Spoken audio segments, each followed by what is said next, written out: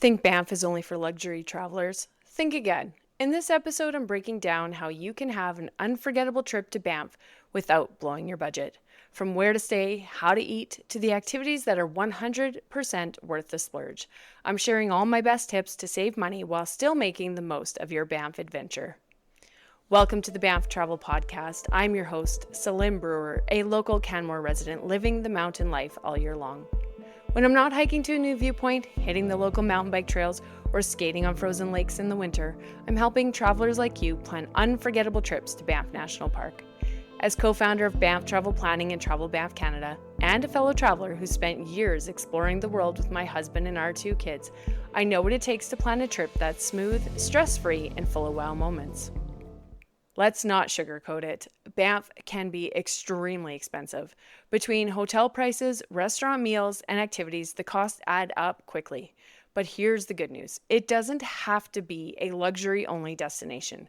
With a little planning, you can cut your costs in smart ways and still enjoy those bucket list views, hikes, and experiences. First, let's talk about where to stay. That's going to be the most expensive part of your trip to Banff. Staying further out from the town of Banff can help cut those costs. If you're looking to save, consider staying in Canmore, Deadman's Flats, or Golden instead of the Banff town site. Stay around Hinton instead of in the town of Jasper. Canmore is only 20 minutes from Banff, has more affordable hotels and rentals, and the mountain views are no less spectacular.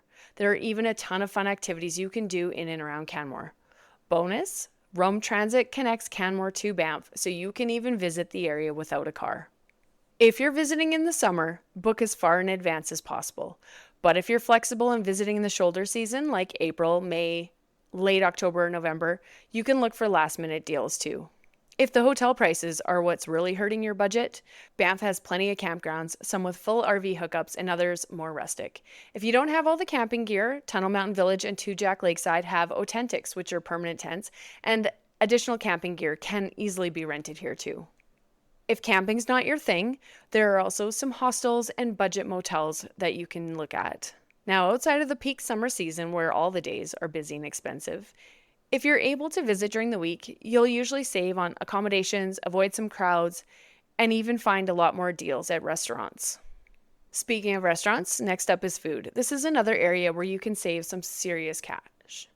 One thing we always recommend is picnic like a local. Banff and Canmore have amazing picnic spots, lakes, riversides, scenic benches, and you can enjoy a meal with $1 million view for just a few dollars. Stock up at a local grocery store or even grab some food to go from a bakery or cafe.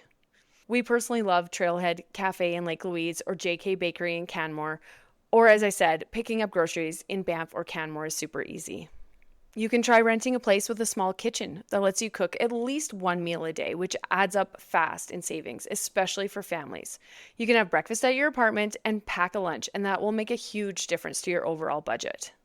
Now, if you still want to go out for dinners, you can look for great happy hour deals at many of the restaurants in Banff or Canmore. Now, you'll be eating a little earlier, but in all honesty, you're probably going to be hungry after your day of hiking anyways.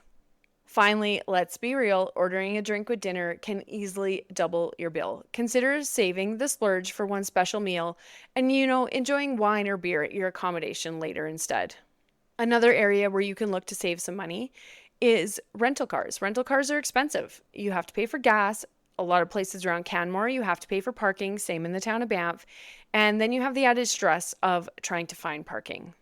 You can use Rome Transit. It connects Banff, Canmore, Lake Louise, Johnson Canyon, Lake Minnewanka, and more. You can get a super pass that lets you ride all day and even use the Parks Canada Lake Connector in the summer to go to Marine Lake from Lake Louise. It's affordable and reliable and great for visitors. Banff and Canmore both have amazing bike trails. You can bike from Canmore to Banff on the Legacy Trail. You can ride to places like Vermilion Lakes or even the Bow Valley Parkway when it's closed to vehicles. You can easily find rentals in both of the towns, and honestly, getting around by bike is a really fun experience, especially on some of those trails that I mentioned. Now, if you are planning on skipping the car, it is important to stay somewhere close to a Rome bus stop, and maybe even a hotel that offers free local passes. Another area that can quickly add up is shuttles to Lake Louise and Marine Lake, especially for families. Obviously, the most affordable option for getting to the lakes is the Parks Canada shuttle. It's only $8 per adult, and kids under 17 are free. So this is hands down the cheapest way to see both lakes. That's if you can snag a spot early enough. If you miss this in April, then you can try again when they release additional tickets on a 48-hour rolling basis through the summer. Now, obviously, waiting for that 48-hour window is a bit of a risk. So this may be one area where you splurge a little bit and make sure you have those shuttles to the lakes. So now that you've saved on restaurants, you've saved on how you're going to get around, and you've saved on your hotel, what about all of the activities? There are really so many great things to do around Banff, and you know what? A lot of them are free. The views are free. You can easily fill your day with free activities and splurge on the ones that are really, really important to you. There are dozens of hikes accessible from the town of Banff, or even with Rome Transit if you've decided to go without a car. From the town of Banff, you can easily access Tunnel Mountain Hike. You can walk the Fenland Trail. You can do the Sundance Trail to Sundance Canyon. You can take Rome Transit to Johnson Canyon and hike up to the Ink Pots. I have a blog post on hikes you can do without a car, and it's a great place to start, so I'll link that in the show notes. Other free things you can do are scenic walks and drives. You can drive the Bow Valley Parkway or the Lake Minnewanka Loop. You could bike the Bow Valley Parkway if you're coming when it's closed to vehicles. You can walk the Bow River Trail to Bow Falls. You can take a stroll at the Cascade of Time Garden, all free. Now, you don't have to do just free activities. You can rent a canoe if it's in your budget. If you want to save some money there, you can rent one from the town of Banff, which will be a lot cheaper than canoeing on Lake Louise or Moraine Lake. Even Emerald Lake is a cheaper choice than those two. Or you can just enjoy the views of the lakes from the shore. Lake Minnewanka, Two Jack Lake, Johnson Lake are all beautiful and have great spots for you to just sit down, have a picnic, and enjoy those lakes. Now, you may still want to do some of the other activities. So you can look for bundles like the Pursuit Pass. If you're going to do a fair bit of activities with Pursuit, like the Lake Minnewanka Cruise, the gondola, the Golden Sky Bridge, and the Ice Explorer, then it's well worth it to look at the Pursuit Pass. You'll also get the open top tour along with that, which is still going to be a fun experience. For families traveling, you can save by going up the gondola and doing the family experience where one kid gets in free with each adult if you go in the morning. Same goes for the Lake Minnewanka Cruise for the Junior Explorer option, and even the Columbia Icefield Adventure if you're there before 11 a.m. If you don't have kids, you can still save on the Columbia Icefield Adventure if you go after 3:30 p.m.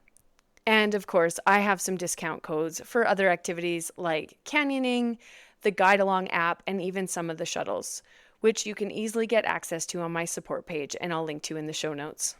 Now, this summer for 2025, you can save even more money now that the national parks have free entry and even into the museums that are operated by Parks Canada.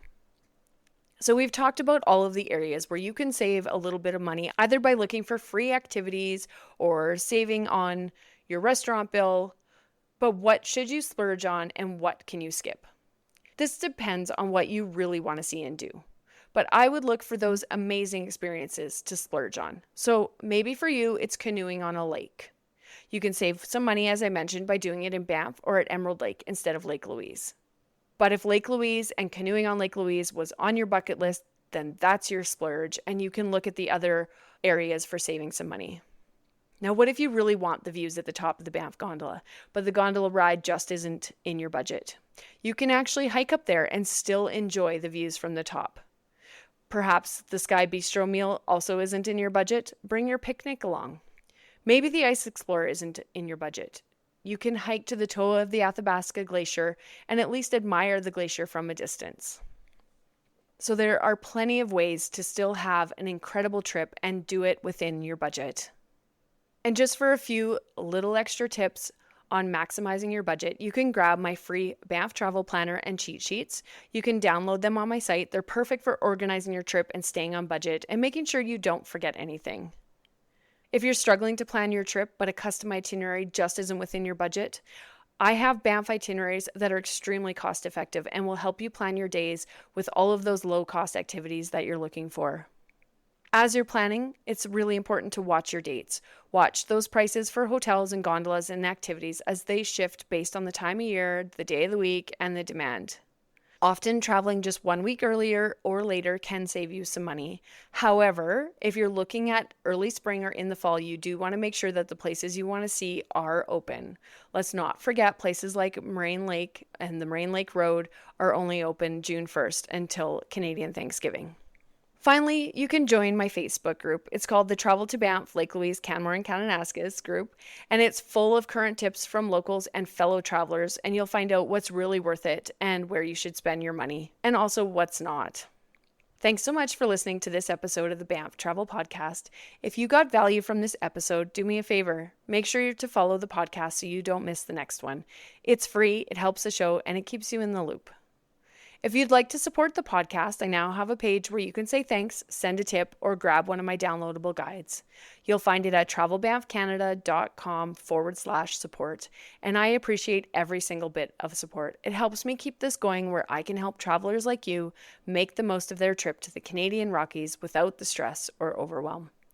If you have a question you'd like me to answer in a future episode, head to banfftravelplanning.com/podcast and send it in. Until next time, happy trip planning, and I'll see you out on the trails.